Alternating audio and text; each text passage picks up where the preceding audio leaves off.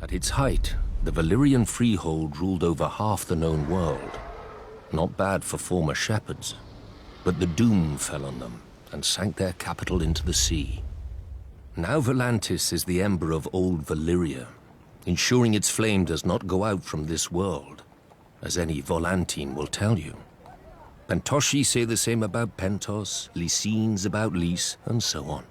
But after enough time in the 9 free cities, it's hard to see them as anything but ashes of glory. Volantis is the oldest, the first colony of Valyria. After the Doom, the Volantines tried to rebuild the empire under their rule. They failed. Not least because the last Valyrian with dragons, Aegon Targaryen, entered the war against them. Now they are content to dominate only their lower classes, or so they say.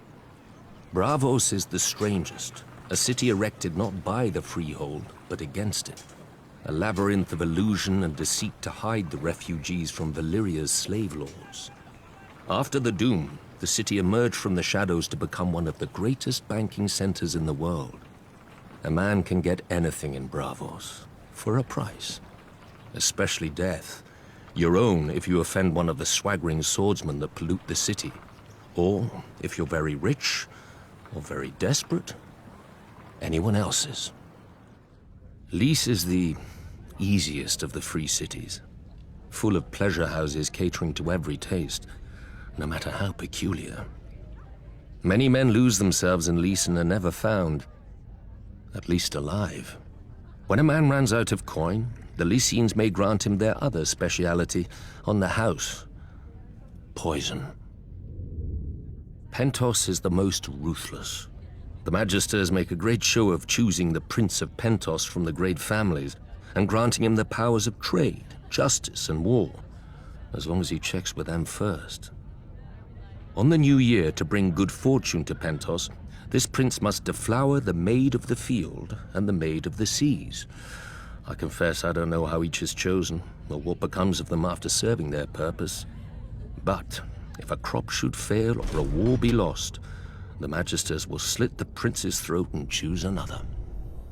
The other free cities are known for what they make. Mia has its lenses and finery, Norvos, its axes, Quohor, its smiths who can reforge Valyrian steel, Tyrosh, its colors. I'm sure Lorath had something to the world, but I can't think of it. Frankly, the 9 of them are more alike than they would care to admit. They hire the same soldiers to fight the same wars for the same rulers, the rich, be they called Magisters, Archons, or what have you. When a Dothraki Khalasar approaches, they gift the same tribute to avoid the same sacking. For thousands of years, the disgraced of Westeros have drained east to pool in the free cities, where a man of honor counts for less than nothing, unless it raises his price. Better men than I have learned that what a man sells for gold, he can never buy back. He must earn it, by fire and blood.